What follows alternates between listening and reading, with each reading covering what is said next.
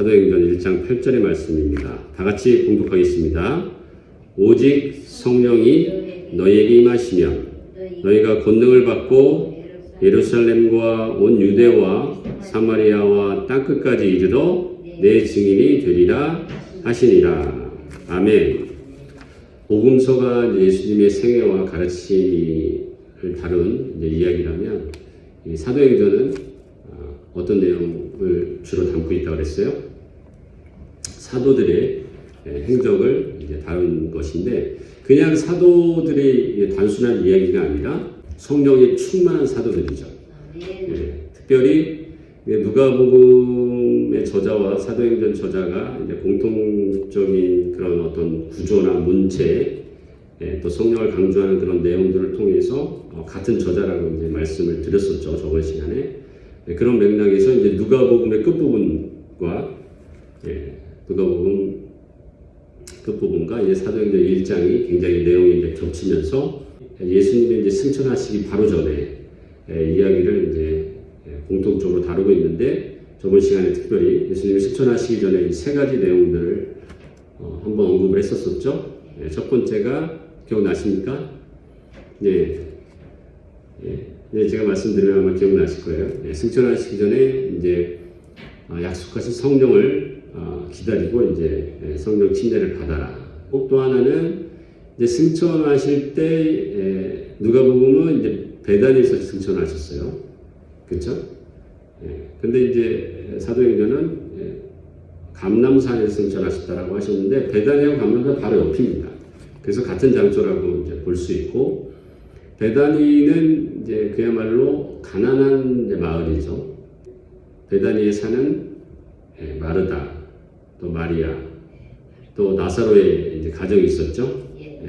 그 가정과 을 포함해서 소외된 자들을 축복하셨다라는 의미가 있었다. 기억나시죠?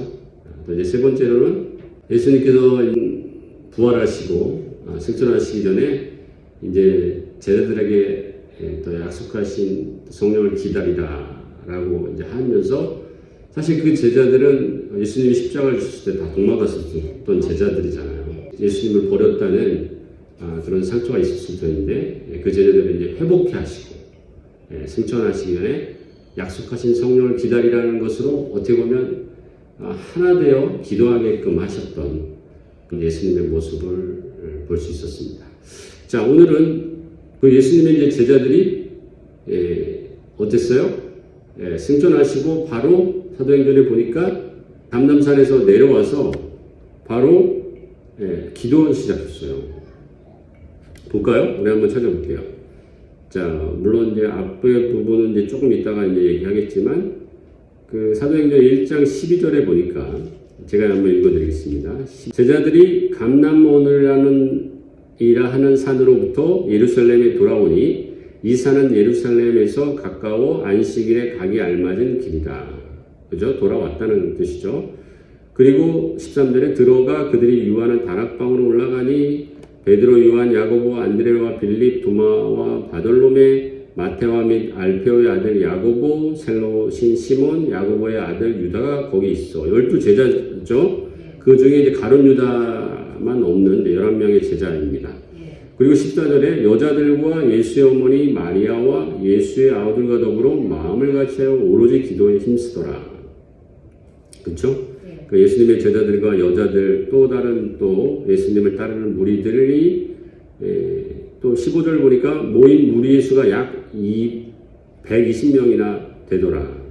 어떻게 보면 예수님께서 승천하심을 통해서 어떻게 보면 다 흩어졌던 제자들을 다시 모으게 되는 계기가 됐던 것이죠. 승천하셔서 예수님이 없는 안타까움은 있지만, 요한복음에도 또 16장에도 언급되었던 것처럼 내가 가지 않으면 보혜사 성령이 올 수 없다라고 얘기하신 것처럼 예수님의 승천을 통해서 하나님의 깊은 뜻이 있다는 것을 보여주고 있는데, 이들이 사실 바로 예수님의 승천하신 이후에 모여서 바로 기도했어요. 그렇죠? 다락방에 모여서. 근데 왜 기도했을까요? 성령 받기 위해서 기도했겠죠. 약속하신 예수님의 말씀을 기다리면서. 예, 그런데 어땠습니까?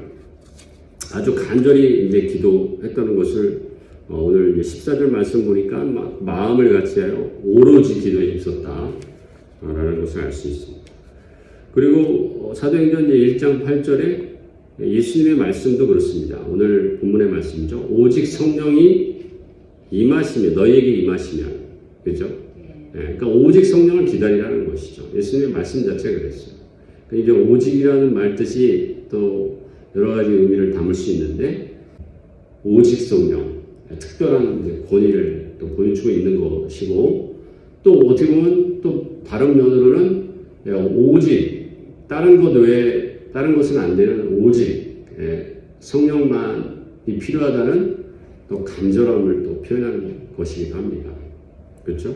이 말뜻을 예수님의 이 말씀을 또 120명의 모인 제자들이 간절히 사모했다는 것을 이제 분명히 알 수가 있습니다. 그런데 여기서 중요한 부분이 있는데 이렇게 기도했을 때 성령이 바로 임했습니까? 아니었어요? 권사님 어떻게 하셨어요? 성령이 바로 임하지 않으셨어요. 예. 자, 오늘 말씀을 아까 읽었던 말씀 14절에 이어 15절 모인 무리의 수가 약 120명이나 되더라. 그죠? 근데 기도했는데 베드로가 기도하고 그때 베드로가 그 형제들 가운데 일어서서 이르되 일어났어요.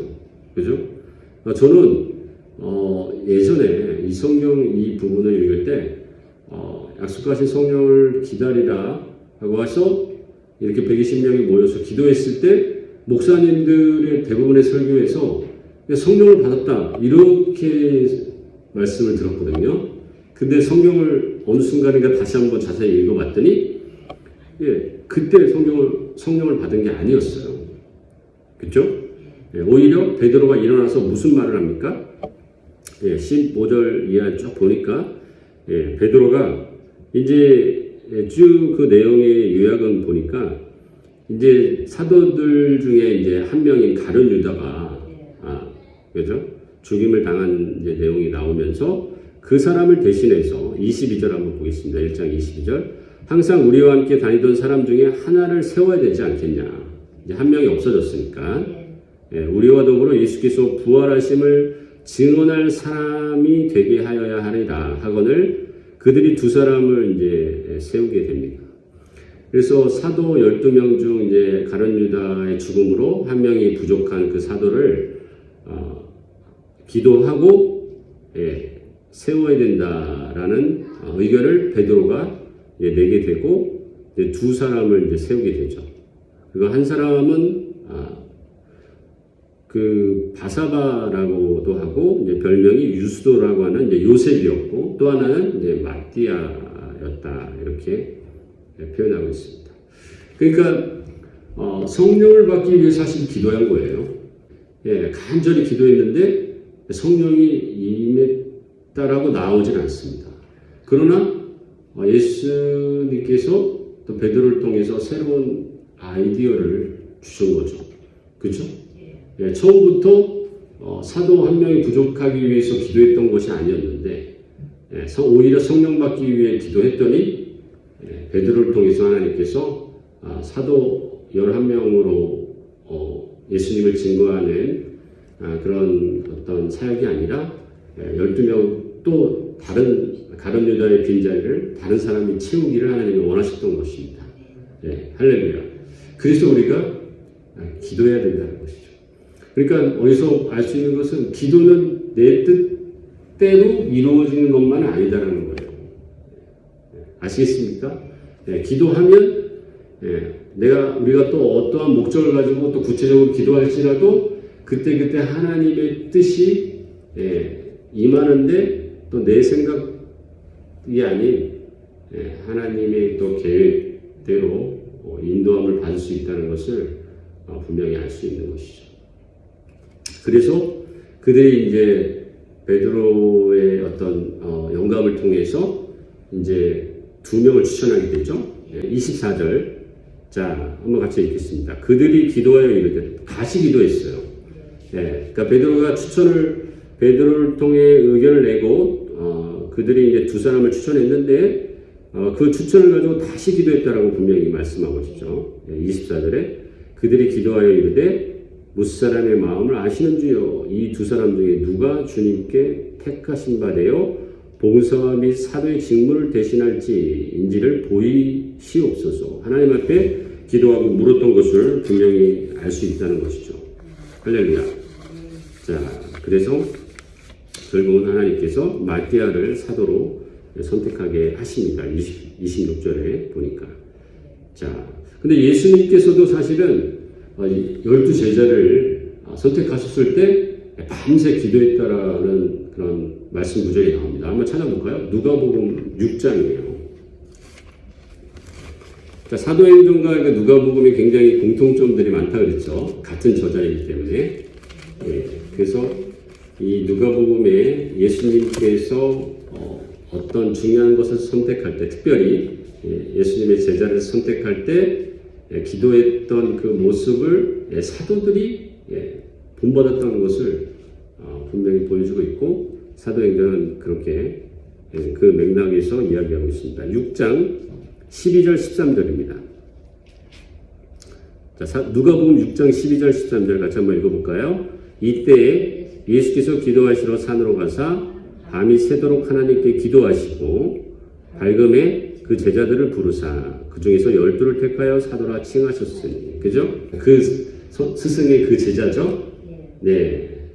그러니까 특별히 제자를 선택했을 때 기도했던 예수님의 모습을 통해 과거에는 제자들이 예수님과 공생애를 같이 했을 때는 왜 예수님께서 이렇게 하셨을까 잘 깨닫지 못했었어요. 그런데 어떻습니까? 예수님이 승천하신 후에 뭔가 성령을 사모하고 또 기도하는 그런 자세가 달라졌던 것을 알 수 있고, 그런 어떤 사모함과 또 갈망함을 통해서 예수님의 그런 아름다운 또 기도하는 모습들을 닮아가고 배워갔다는 것을 우리가 볼 수 있습니다. 이 사도행전의 이제 기도는 분명히 내 뜻이 이루어지는 것이 아니라 하나님의 뜻이 이루어진다는 것을 분명히 보여주고 있고, 그래서 포기하지 않고 우리가 끝까지 하나님의 뜻을 위해 기도해야 된다는 것이죠. 그랬을 때 결국은 이제 사도행전 2장에 이어져서 이제 성령이 임하는 것을 알 수가 있습니다. 저와 여러분들도 여러분 성령의 충만한 그런 삶을 여러분 사모하시고 기도하시기 바랍니다. 당장 뭐 성령이 강하게 임하지 않고 하나님의 뜻이 좀 분명하게 처음에 들리지 않는다 할지라도 끝까지 기도하면 성령을 통해서 하나님께서 분명한 하나님의 뜻을 깨닫게 하시리라 믿습니다. 그런데 왜 하나님께서는 승천하시기 전에 왜 이렇게 꼭 성령을 받으라고 하셨을까요? 사도행전 1장 우리 4절 5절 한번 읽어보면, 사도와 함께 모이사 그들에게 분부하여 이르시되 예루살렘을 떠나지 말고 내게 들은 바 아버지께서 약속하신 것을 기다리라. 요한은 물로 침례를 베풀었으나 너희는 몇 날이 못되어 성령으로 침례를 받으리라 하셨느니라. 그 약속하신 성령을 기다리고 기도하면 성령의 침례를 받을 것이다 라고 이제 말씀을 하시고, 오직 성령이 너에게 임하시면, 그죠?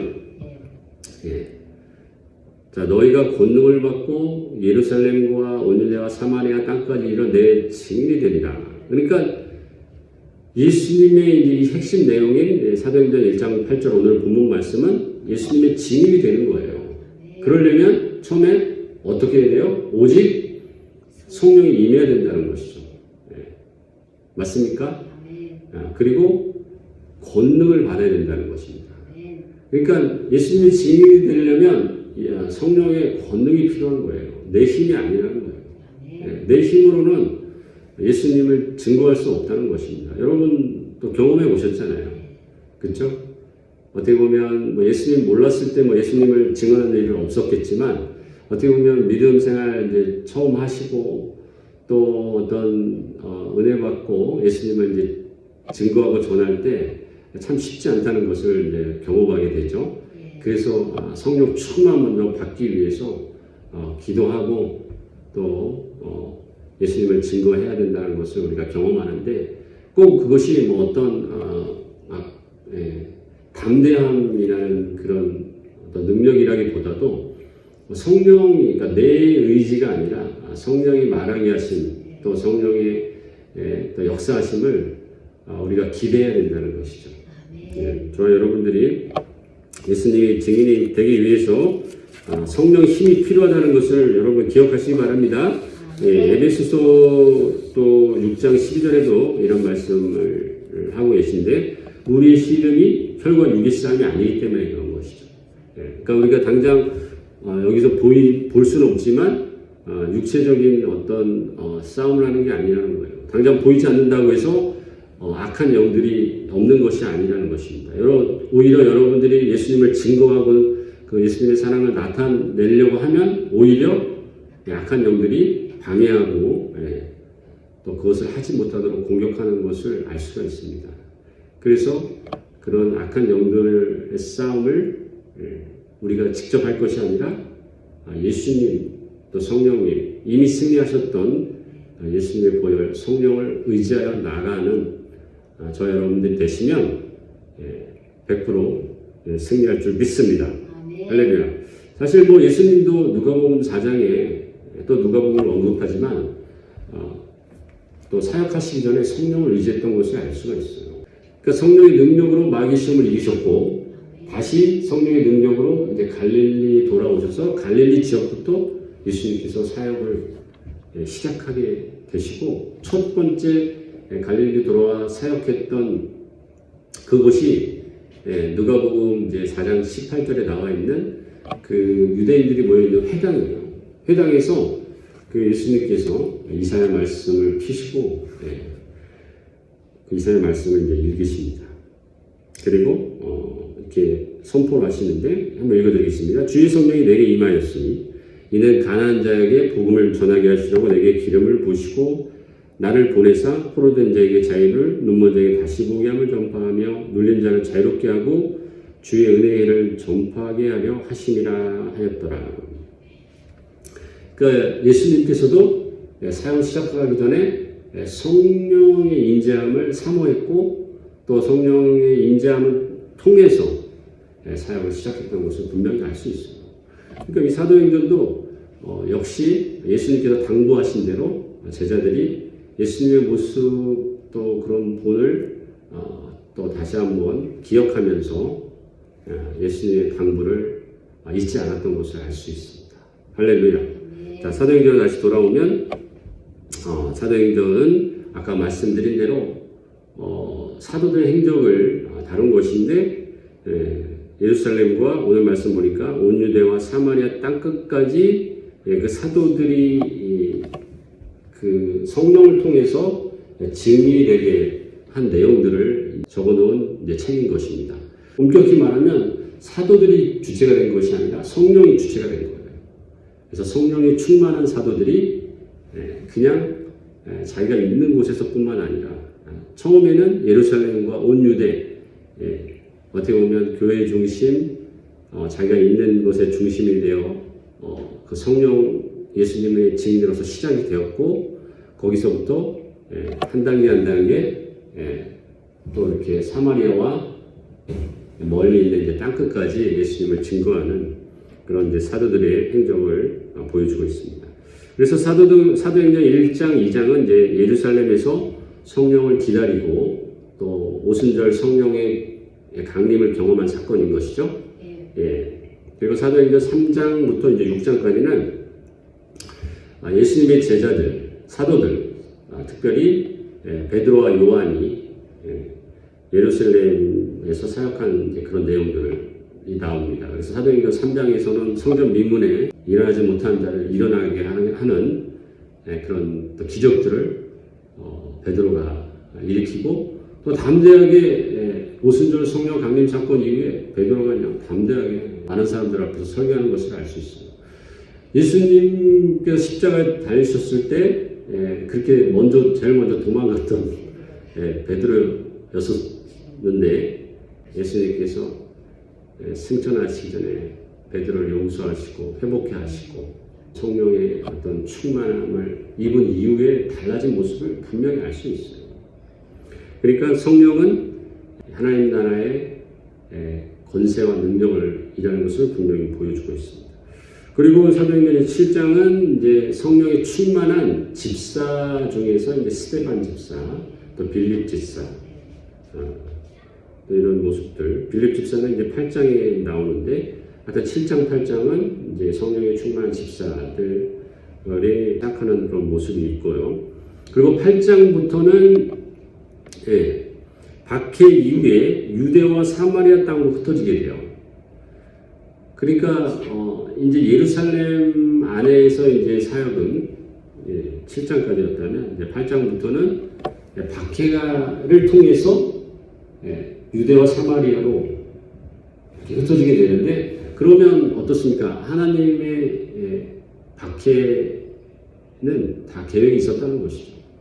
어떻게 보면 하나님의 섭리는 또한 오묘하다라는 것을 우리가 깨달을 수 있을 것 같습니다. 그래서 박해를 통해서 예수님이 예루살렘 안에서만 머물지 않고 예수님의 그런 증인이 또 흩어지면서 유대와 사마리아까지 가게 되는 그런 이제 역사를 이루어지는 것입니다. 그렇죠? 그래서 사도행전 8장 1절에 사울은 그가 죽임당함을 마땅히 여기더라. 그날에 예루살렘에 있는 교회에 큰 박해가 있어 사도 외에는 다 유대와 사마리아 모든 땅으로 흩어지면서 또 예수님을 증거하게 되는 또 다른 역사가 시작되는 것이죠. 자, 사도행전 이제 8장 하반절부터는 이제 땅끝이라는 이제 의미가 좀 나오는데, 땅끝은 보통 이제 그 당시의 세계관으로는 이제 동서남북의 이제 끝을 이제 의미한다고 보았는데, 사도행전 이제 8장 하반절에 보면 이제 빌립이 사마리아 사역과 이제 광야에서 이제 이디오피아 내시를 만나서 이제 복음을 전하게 되죠. 그것은 이제 이디오피아는 어떻게 보면 이제 남쪽, 땅끝의 남쪽에 있다라고 이제 생각할 수 있는데, 그러면 이제 남쪽을 사도행전 8장에서는 보여주는 것이죠. 땅끝의 남쪽. 그리고 사도행전 9장은 이제 사울이 회심하기 전에 예수 믿는 사람들을 잡아 죽이려고 이제 다메섹에 가서 그 공문을 받으러 이제 가는 장면이 나오는데, 그때 이제 예수님을 만나게 돼요. 그렇죠? 그래서 사도 바울을 통해서 다메섹은 이제 동쪽 지역을 의미하는 것이죠. 그래서 땅끝의 동쪽을 이제 설명하고 있고, 또 이제 10장은 이제 로마 백부장인 그 고넬료의 베드로가 이제 복음을 전하는 장면이 나옵니다. 그러니까 로마는 이제 땅끝의 어디라고 할 수 있냐면 이제 또 서쪽이라고 할 수 있어요. 그리고 뭐 11장 또 안디옥 교회에 이제 사도 바울이 선교 여행을 하는 그런 내용들이 이제 시작되는데, 또 안디옥 교회는 조금 위쪽에 있어요. 그래서 땅끝의 북쪽이라는 이제 개념을 갖고 있기 때문에, 또 그 이후에 또 사도 바울을 통해 많은 선교 지역, 또 서바나, 또 로마 이런데 조금 더 흩어져서 복음을 전하는 이제 장면이 나오는 걸로 봐서, 이제 사도행전은 아까 1장부터 7장까지는 예루살렘 안의 이야기였고, 그죠? 8장은 흩어져서 유대와 사마리아로 흩어진 것이고, 그 다음에 그 8장 이후에 계속 각 지역의 땅끝으로 전해져서 복음을 전하는 이야기라는 것을 우리가 알 수 있는 것이죠.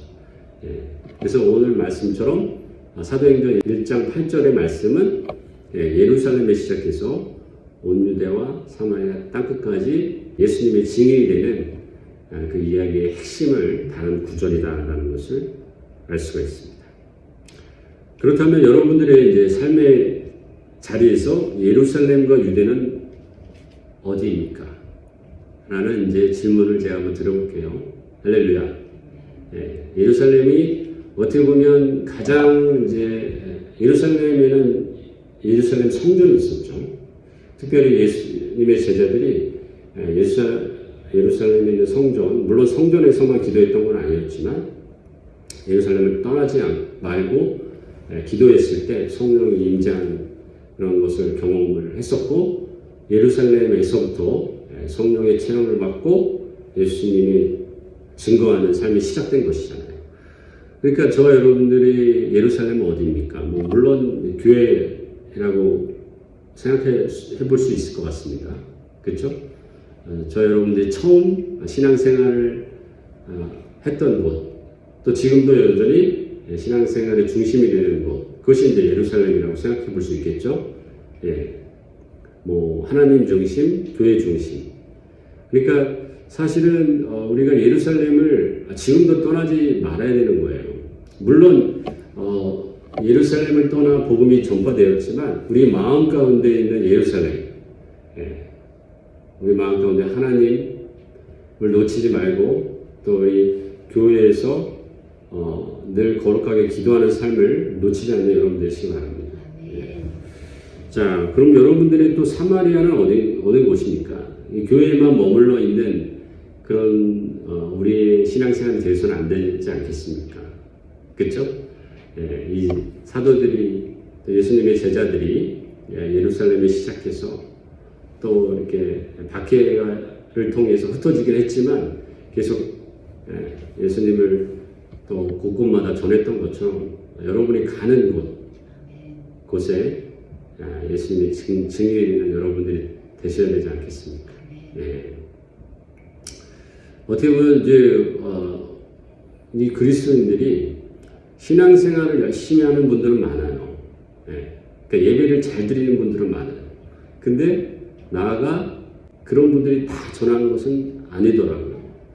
예. 더 나아가서 또 어떤 사람들은 이 그리스도인의 모습을, 그리스도의 사랑을 나 있는 곳에서 이렇게 잘 보여주지 않는 사람들도 있다는 것입니다. 그렇죠? 자, 어떻게 보면 예배 중심으로 또 하나님 중심으로 예배는 잘 드리는데 어떻게 보면 예루살렘과 유다에 있는 것 같은데 사마리아와 땅끝까지 나가지 않는다는 것이죠. 무슨 의미인지 아시겠죠? 그러니까 내가 어떻게 보면 혼자 신앙생활하고 또 내가 하고 싶지 않은 것은 하지 않는, 어떻게 보면 내가 원하는 대로의 어떤 신앙생활을 하고 있다는 것이죠. 그래서 복음을 전하는 것은 뭐 더더욱 어려울 뿐만 아니라 또 그리스도인의 삶의 모습으로 아름답게 보여주지 않는 그런 모습, 그것은 어떻게 보면 그냥 예루살렘과 유대에만 머물러 있는 삶의 모습일 수 있다는 것입니다. 나아가 어떻게 보면 사람들이 가고 싶지 않는, 또 흔히 가지 않는 땅끝, 뭐 거리가 꼭 멀어야 땅끝이겠습니까? 그렇죠? 그런 자리, 어떻게 보면 또 소외되고 가난한 자들에게 잘 다가가지 않으려고 하는 것이 이제 세상의 어떤 그 흐름 아니겠어요? 내게 이익이 되고 내게 유익이 되고 뭐 나에게 잘하는 사람한테 잘하는 것이 어떻게 보면 삶을 살아가는 어떤 현명한 방법이라고 이제 생각하는 사람들이 많죠. 그러나 우리 그리스도인들에게는 예수님의 사랑을 남들이 하지 않는, 또 잘 가지 않는 그런 길을 가야 한다는 것을 여러분 기억하는 여러분 되시기 바랍니다. 그래서 너무 먼 곳이라고 땅끝을 생각하지 마시고 내가 좀 꺼려하는 곳, 사람들이 꺼려하는 곳, 어떻게 보면 가정일 수 있어요. 그렇죠? 그러니까 내 남편은 내가 교회 나가자, 예수님 믿어라, 믿자 하라, 그 얘기만 하면 싫어한다. 뭐 꼭 권사님 얘기는 아닙니다. 또 그런 가정 안에 믿지 않는 형제나 남편들이 있잖아요. 그런 사람들에게 한마디 한마디 복음을 또 전하는 것, 그것이 내가 어떻게 보면 그거 가정이 가장 가까운 곳이 땅끝일 수 있다는 거죠. 사람들이 잘 가지 않고 찾지 않는 곳. 물론 이제 복음을 전하는 것도 또한 중요한데 어떻게 보면 그들의 마음을 열기 위해서는 어떻게 해야 돼요? 또 복음도 복음이지만 사랑을 좀 나타내셔야 되지 않겠어요? 그렇죠? 그냥 어떻게 보면 교회를 가자라고 말은 하지만 실제로 그 남편과 그 가족들, 믿지 않는 가족들에게는 조금 더 마음을 열고 또 희생하고 또 사랑을 표현하려고 하지 않는다면 그것은 진정한 예수님의 사랑도 아니고 예수님의 복음도 아니라는 거예요. 그러니까 진실로 하나님의 사랑을 가장 가까운 사람들부터 실천하고 전하고 내가 땅끝이라고 생각하는 그들에게 담대하게 복음을 또 예수님의 사랑을 나타낼 여러분 되시기 바랍니다. 말씀을 이제 정리할게요. 자, 성령의 체험과 강한 임재를 받기 위해서는 예수님께서 뭐라고 그랬어요? 기다리라고 하신 것처럼 사모함이 있어야 돼요. 성령 체험은요, 사모함이 있어야 돼요. 그리고 오직 성령이라는 그런 어떤 간절함이 있어야 되는 것입니다. 뭐 예수님께서 성령 받으라고 했으니까 그냥 받아야 되나 보다 이렇게 생각하지 마시고 또 뭐 언젠간 주시겠지 그런 마음으로는 성령 체험 받기가 뭐 하나님이 뜻이면 받을 수 있겠지만 그러나 조금 더 간절함을 통해서 하나님께서 기도할 때 성령 체험을 주시기를 믿습니다. 그리고 아까 살펴본 대로 여기서 사도행전에서 보여주는 그 기도는 어떤 것이었어요? 내 뜻대로 그냥 이루어지는 기도가 아닐 수 있다는 거예요. 그래서 기도를 멈추지 마시고 끝까지 기도하시는 여러분 되시기 바랍니다. 그리고 하나님의 뜻을 기도 가운데 발견하면 또 순종하고 그리고 또 성령을 계속 사모하고 나아가면 또 기도 가운데 성령이 임할 수도 있을 뿐만 아니라 기도하지 않고 또 말씀을 들을 때 성령이 임했던 사도행전의 장면들도 굉장히 많습니다. 그러니까 여러분 시시때때로 순간순간 우리가 할 수가 있을 때 마음 가운데 우리 삶 가운데 성령을 의지하고 여러분 또 기도하면서 하나님의 뜻을 구하고 하나님의 음성을 듣는 여러분 되시기 바랍니다. 그리고 예루살렘과 또 온 유대 오늘 말씀하신 것처럼 그것이 이제 사실은 하나님 중심, 교회 중심의 생각인 것이죠. 그러니까 예루살렘도 시작되는 거예요.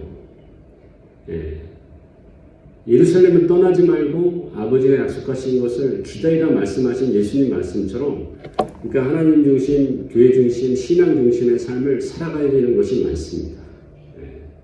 그것이 먼저 우선되어야 될 것이고 그러나 또한 거기서 머물지 말고 그럼 우리가 그냥 교회 안에서 우리끼리만 은혜 받고 못 받는 것이 아니라 예수님을 모르고 예수님의 사랑을 모르는 이 세상 사람들은 좀 차갑잖아요. 냉랭하잖아요. 그렇죠? 솔직히 막 헌신 이라는 것을 잘 모르잖아요. 자기의 유익이 되지 않으면 베풀려고 하지 않는 것이 세상 사람들의 일반적인 모습입니다. 그러니까 우리가 예수님의 사랑을 먼저 다가가 전할 수 있도록 아까 사도행전에서 말한 대로 로마 또 서바나 땅끝 또 이디오피아 또 남쪽 땅끝 또 위쪽에 있는 안디옥 땅끝 꼭 그렇게 가지 않아도 여러분의 가까운 자리에서 놓치고 있는 곳 그것이 땅끝이에요. 할렐루야. 다 가십시오 아이들. 소외된 곳에 다가가 예수님의 사랑을 나타내면 그들이 예수님의 사랑으로 이제 녹아지는 거예요. 할렐루야. 우리 힘으로 하려고 하지 마시고 오늘 말씀처럼 성령, 오직 성령, 오직 성령. 할렐루야. 성령의 권능을 받아 하나님의 뜻대로 아름답게 여러분 스스로 사랑하는 것뿐만 아니라 예수님의 증인이 되는 저 여러분 되시길 주님을 축복합니다. 기도하겠습니다. 조시 하나님 오늘 귀한 말씀을 함께 나눴습니다. 오늘 말씀 가운데 또 오직 성령을 의지하여 우리가 예수님의 증인이 되고 또 예루살렘 또 하나님 중심 또 신앙 중심의 삶의 모습뿐만 아니라 더 나아가 소외되고 가난하고 어려운 자들을 위하여 그 땅끝에 복음을 증거하고 예수님의 사랑을 나타내 우리 모두 되게 하여 주시옵소서. 성령을 더 깊이 사모하고 의지하는 우리의 삶이 되게 하여 주시옵소서. 감사드리며 예수님의 이름으로 기도드립니다. 아멘.